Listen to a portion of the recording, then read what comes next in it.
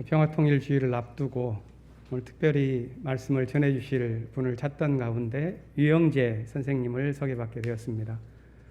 평소 거리에서 많이 뵙던 분이셨는데 저는 유영재 선생님이 어떤 분인지 잘 몰랐습니다. 그런데 교우들의 소개를 듣고 이분이 참 우리 교회에 지금 필요한 말씀을 해주시겠구나 하는 생각을 하게 되었습니다.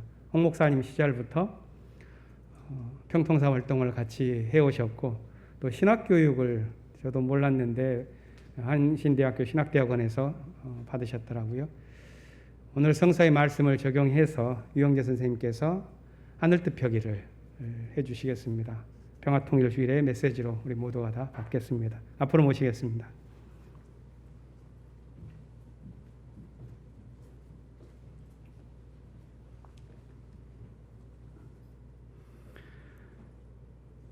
지지난주에 강수혜 선생님 통해서 오늘 하늘뜻 펴기 요청을 받았는데 그날이 저희 이사하는 날이었거든요.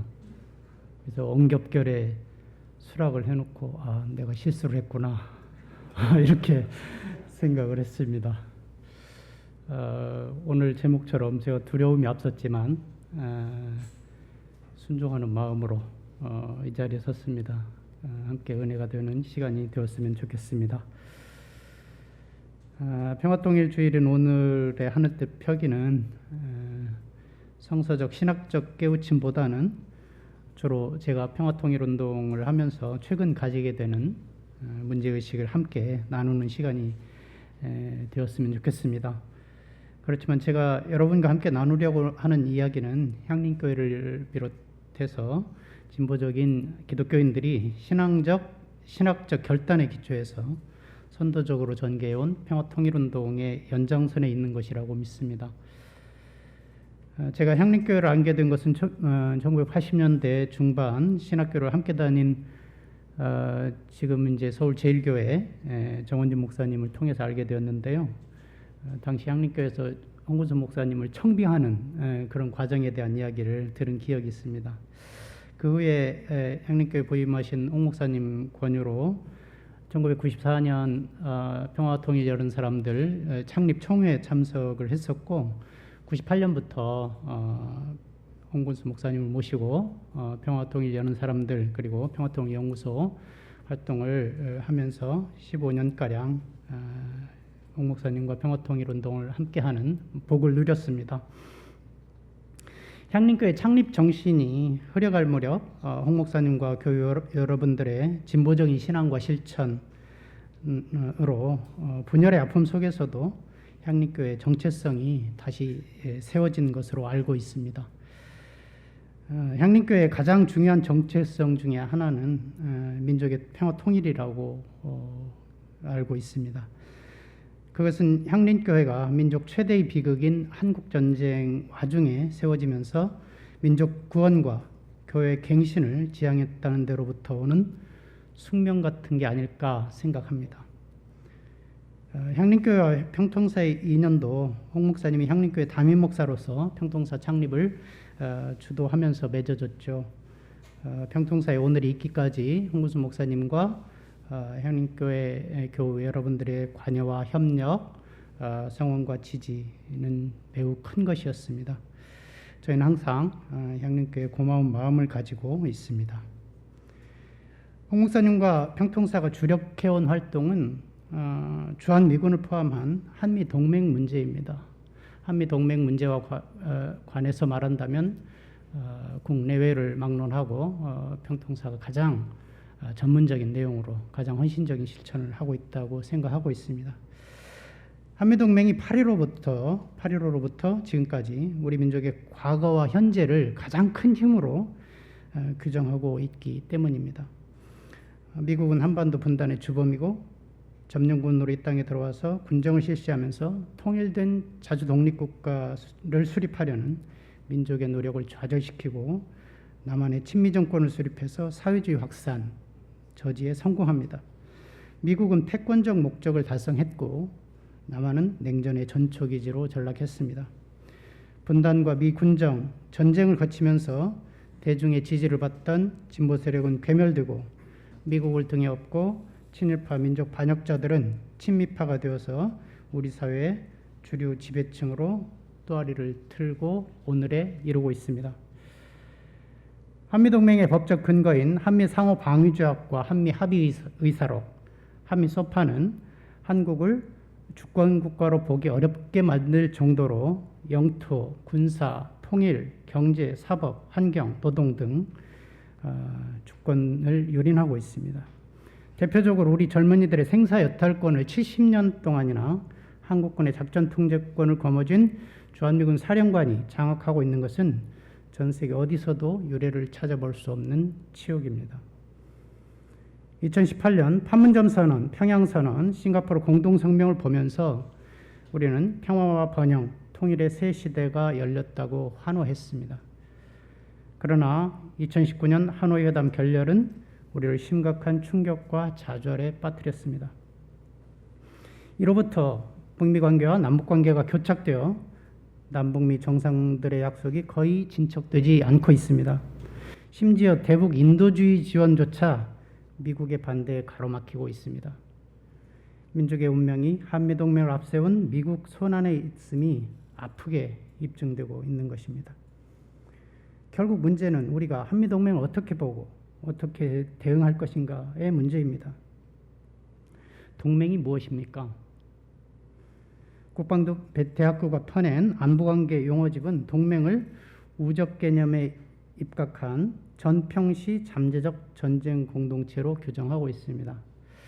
따라서 한미동맹은 전시와 평시를 막론하고 북을 적으로 상정하여 전쟁을 준비하고 수행하는 한미 간 전쟁 공동체입니다. 오늘 창세기 본문에서 요셉의 형제들이 요셉을 미워하고 시기해서 죽이기로 작당을 하는 것이 바로 동맹의 속성입니다. 한미동맹은 북한을 말살하기 위한 전략과 작전 계획을 세우고 이를 실행하기 위한 전쟁 연습을 수시로 벌이고 있습니다. 또한 이를 실행하기 위한 최고 수준의 파괴력과 정밀 타격력을 갖춘 공격적 무기 체계와 군 구조를 구축하고 있습니다. 이것은 요셉의 형제들이 자신들의 동생인 요셉을 죽여 아무 구덩이에나 던져놓고 사나운 짐승이 잡아먹었다고 이야기하자고 음모를 꾸미는 것과 닮아 있습니다. 한미동맹은 이른바 포괄적 전략동맹으로 발전하고 있습니다. 2019년 6월 30일 문재인 대통령은 한미정상회담 후 기자회견에서 한미동맹은 안보뿐 아니라 경제와 지역, 글로벌 이슈에서 협력을 강화하는 포괄적 전략동맹으로 확고히 자리 잡았다고 말했습니다. 대북 방어 목적의 한미동맹을 미국 패권 요구에 따라 전 세계적 이슈에 대응하는 지상과 해상, 공중은 물론 우주와 사이버 영역까지 대응하는 전방위적 동맹으로 발전시킨다는 것입니다. 미국은 중국과 러시아를 전략적 경쟁자로 규정하고 인도태평양 전략을 통해 중국 포위 전략을 구사하고 있습니다. 이를 위해서 미국은 사드 한국 배치와 성능 개량을 통해 주로 중국을 겨냥한 한미일 통합 MD 및 삼각 군사동맹 구축을 노리고 있습니다. 이는 한국이 대중국 전초기지가 되어 중국과 군사적 적대 관계를 초래하는 것입니다. 나라와 민족의 장래를 망치는 일이죠.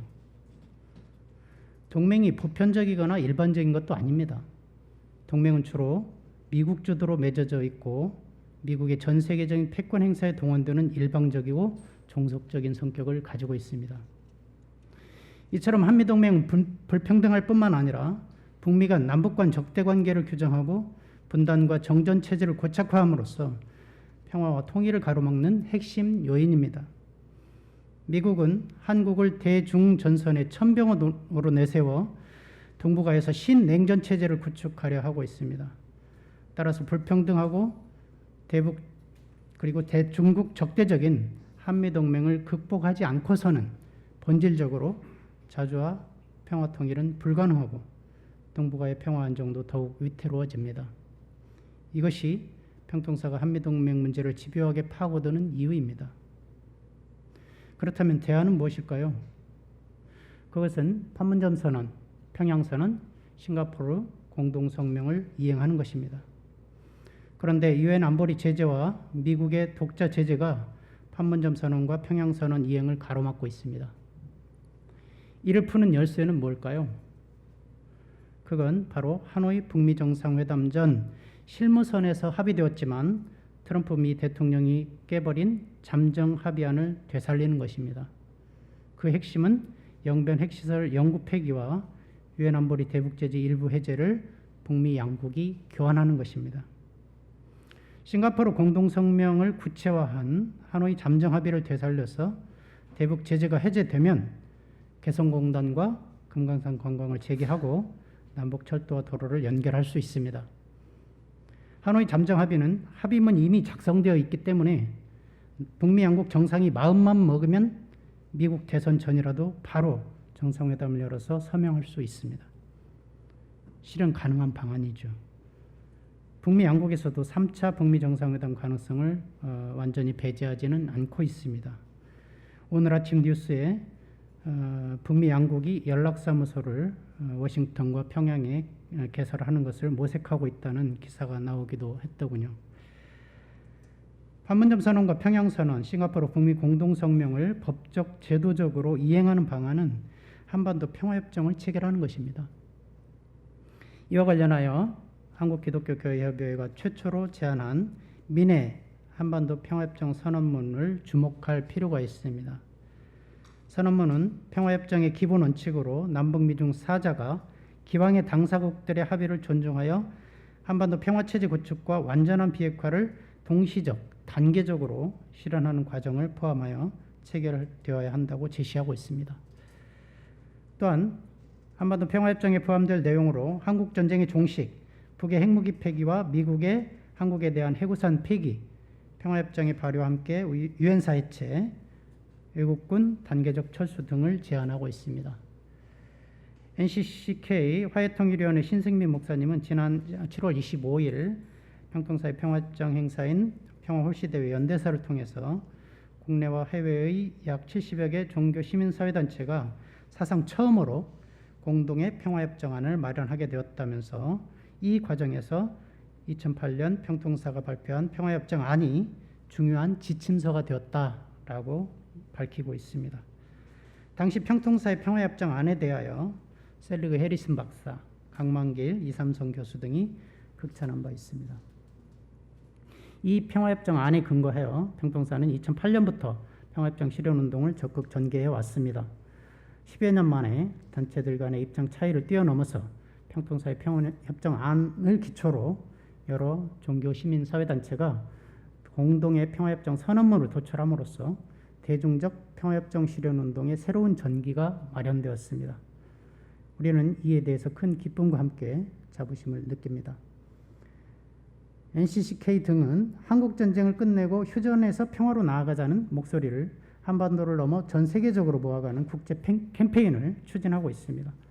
한국전쟁 발발 70년인 2020년부터 정전협정 체결 70년이 되는 2023년까지 3년 동안 한반도 평화선언에 대한 전 세계 1억 서명과 각계의 지지선언을 확산해서 한국전쟁을 끝내고 한반도 평화를 이루는 것을 목표로 하고 있습니다. 당국자들에게만 맡겨두지 말고 민이 주도적으로 나서자는 이 한반도 종전 평화 캠페인에는 한국의 300여 개 시민사회단체와 종교계, 개인 제안자, 그리고 국제 파트너 단체가 참여하고 있습니다. 향림교회도 여기에 적극 참여하면 좋겠습니다. 이를 통해서 한반도 비핵화와 평화협정이 동시적 단계적으로 실현되면 우리는 막바로 통일로 나아갈 수 있습니다.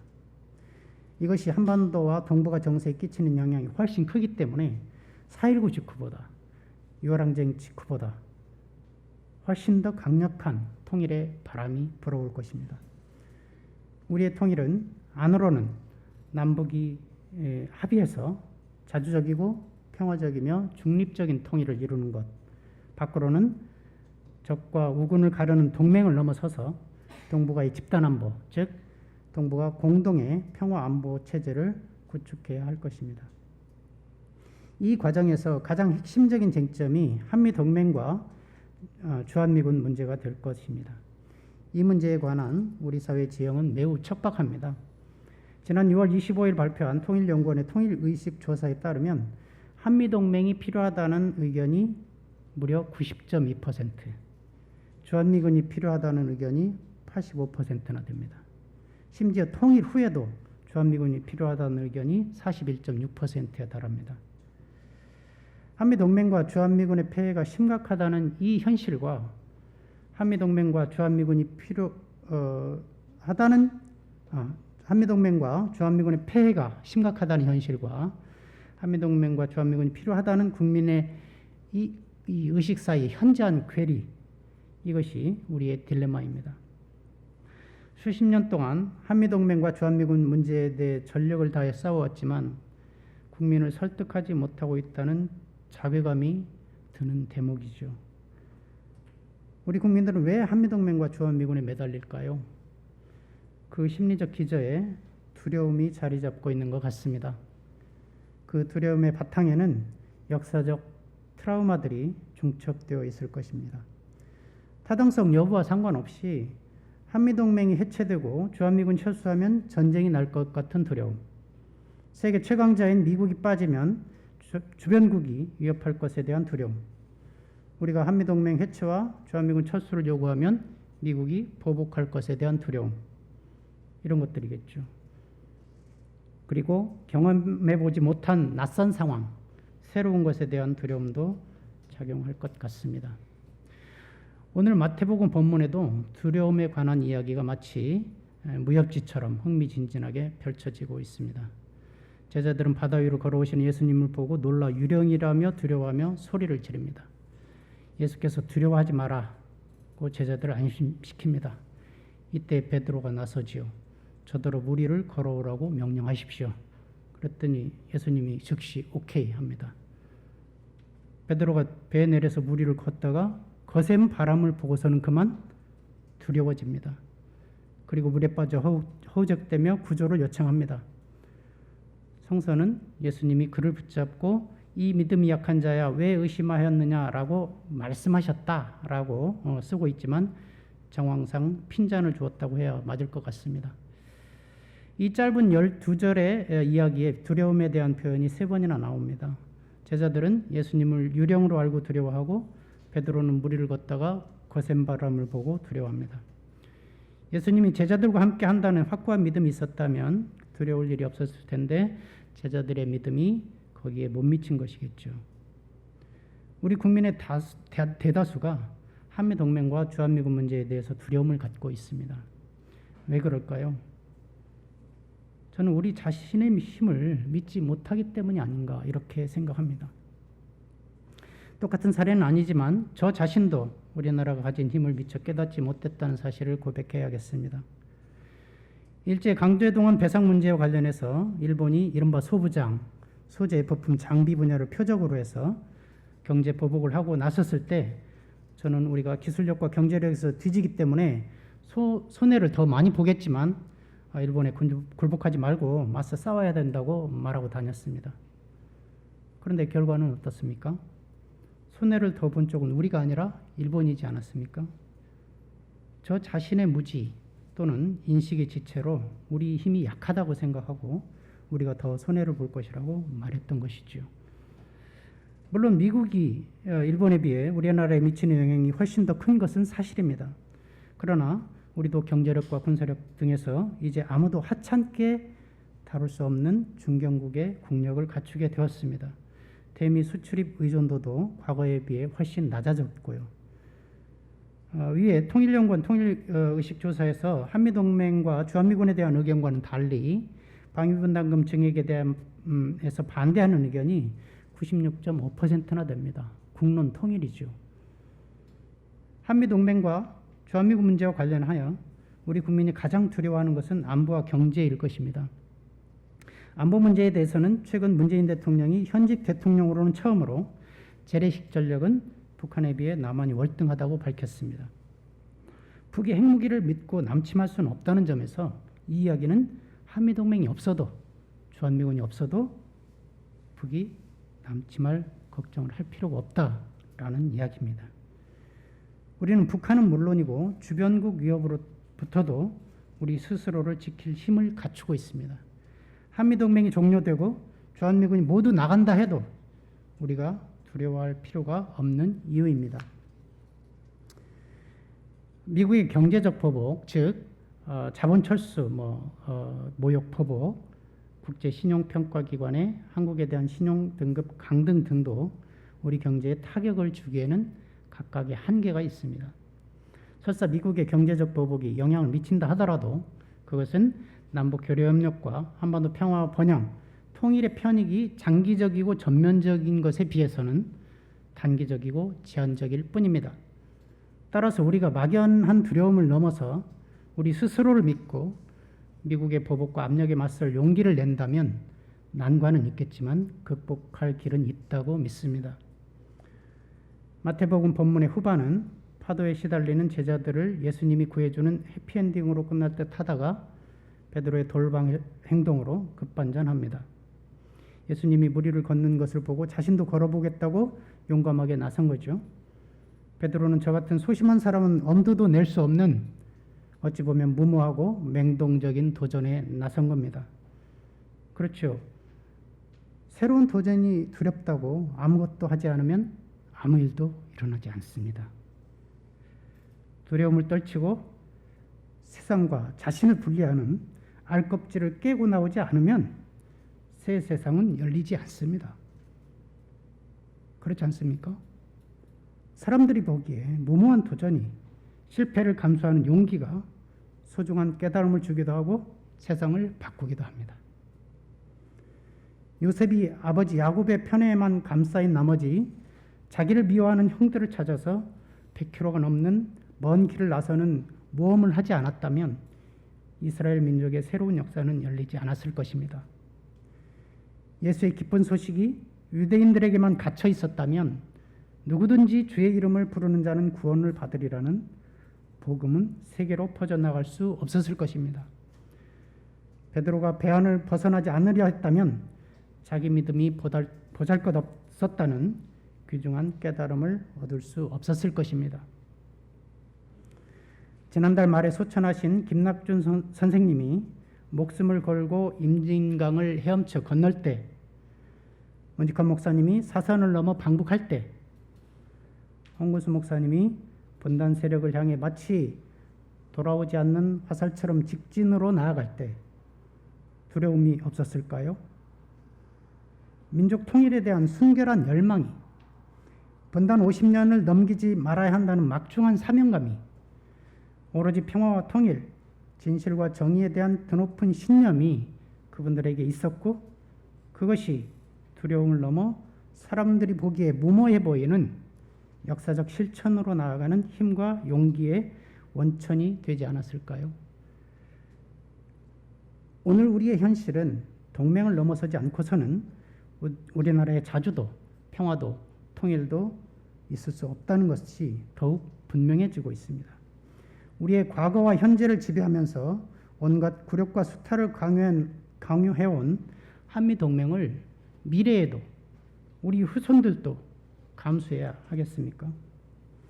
그것이 아니라면 누군가는 말해야 하고 누군가는 행동해야 하지 않겠습니까? 로마서 본문 말씀처럼 선포하는 사람이 없으면 어떻게 들을 수가 있겠습니까? 제자들 앞을 가로막는 거센 바람처럼 세계 최강 미국이 주도하는 한미동맹이 우리 앞에 철옹성처럼 버티고 있습니다. 한편 한미동맹은 우리 대부분이 태어나기 전부터 있어 왔기 때문에 익숙하고 당연한 것으로 여겨져 왔습니다. 하지만 이제는 익숙한 것과 결별을 준비해야 할 때입니다. 한미동맹의 불평등성이 더 심화되고 그 해악이 더욱 자심해져서 이를 그대로 두고서는 민족의 밝은 장래를 기약할 수 없기 때문입니다. 그래서 우리의 신앙 선배들이 그랬던 것처럼 엄습해오는 두려움을 넘어서 우리나라는 우리 스스로 지키겠다고, 우리의 주권은 우리 자신에게 있다고, 그러니 불평등한 한미동맹을 이제 그만 끝내자고 용기 내어 소리 높여 외쳐야 하지 않겠습니까? 우리가 이룰 것은 미국의 부당한 지배와 간섭이요, 우리가 얻을 것은 평화와 번영, 통일의 새 세상입니다. 주권이 회복된 나라, 평화롭게 하나된 결의를 두려워하지 맙시다. 로마서 말씀대로 이런 기쁜 소식을 전하는 여러분의 발이 얼마나 아름답습니까?